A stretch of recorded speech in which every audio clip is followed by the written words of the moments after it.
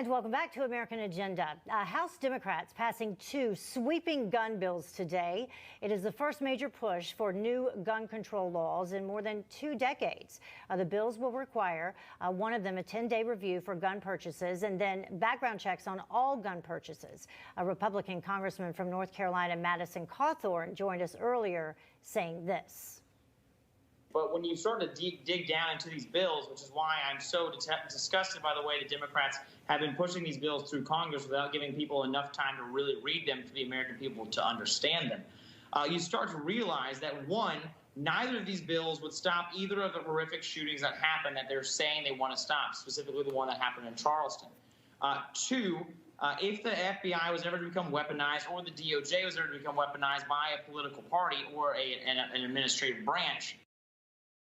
So it's not done yet. It has to head to the Senate from this point. But is the bill dead on arrival there? Let's bring back in our panel to talk about this once again. And yes, we did talk about this at the top of the hour, but it's a huge issue today. And now we have a spokesperson from the NRA joining us for a little more insight, Erica Tergeson. Erica, thank you very much for joining us. I'll start with you since you're joining us now. What do you think about the moves that were made in the House today?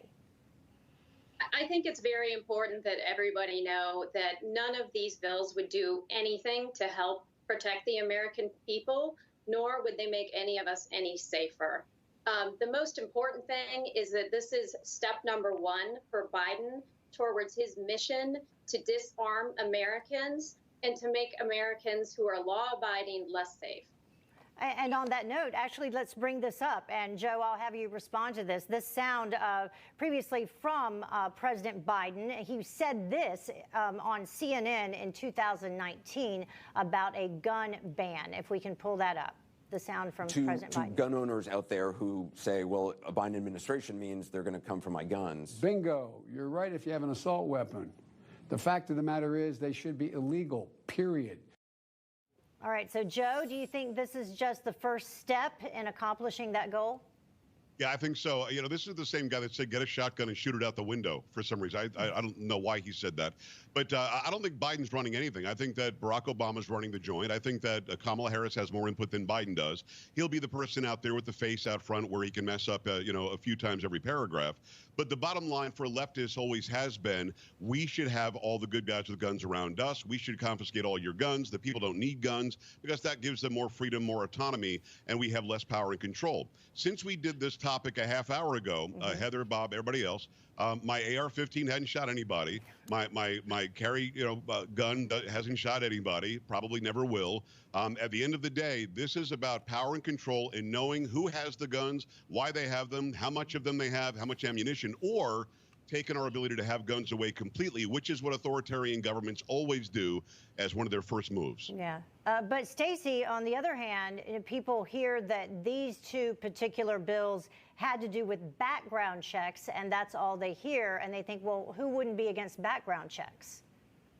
So what they do is they try to move the goalposts. They take very radical ideas and they wrap them around their first steps. So they want all of the ideas passed. They want to know where all of your guns are. They want you to have to pay a fee and have a psychological examination, something that congressional members don't even have to be submitted to. But I have to tell you, when they put out those more radical ideas and then we hear them and we're outraged and then they come with this bill, which is a background check, it sounds so much more reasonable that people, including those idiotic Republicans who joined with them to pass these bills out, they say, oh, it's just background checks. But I joined with Joe Pags a few years back. I made a video that I posted on YouTube of one of our firearms, one of the scary looking ones, because we have more than one, and it's laying on a table in one side of the house. And I come from this side of the house where I'm talking to you from. I rush over there with my camera phone and I approach the gun as a surprise just to see if it's out killing anyone behind my back. And sure enough, it's just laying there just to see waiting for a human being to pick it up and either execute on self-defense or clean it or put it in its proper, landing spot. Right. So my guns are well behaved, just like Joe Pags. Okay. Yeah, exactly right. Erica, I want to go back to you, though, before we run out of time. In reference to Republicans, I think it was, 8 Republicans voted for the first bill to move it forward, and then 2 Republicans supported the second bill in the House. What do you think is going to happen in the Senate?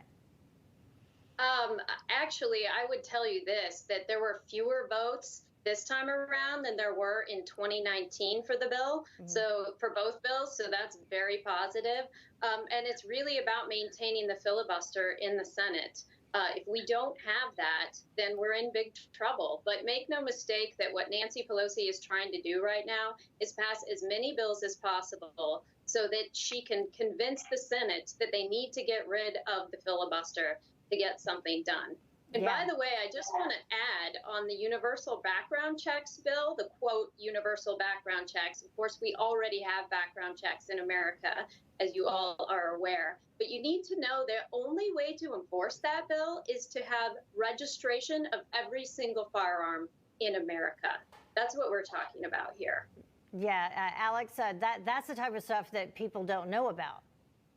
Exactly. People need to understand that this whole thing can snowball into a massive universal background check system. It will lead to national gun registry and ultimately confiscation. A vote for Democrats is a vote for an erosion on your constitutional rights. Don't do it, okay? Just stop.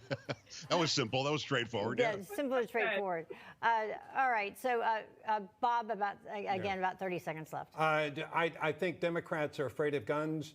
A lot of them, just you say the word, they freak out. But if you grow up in a certain portion of this country, it's for defending yourself. It's your freedom. It's your Second Amendment. They don't understand that. It's like speaking a different language. And this is just a step toward them trying to take more control over something they're afraid of, while there are other Americans that feel like guns are a part of their lives in a positive way. Yeah, there are a lot of issues going on right now. So, Erica Tergeson, thank you very much for joining us from the NRA. We appreciate it. Thank you. All right. And panel stand by. The CDC has been issuing new guidelines on what you can do after you get vaccinated, but many say that the new rules are confusing.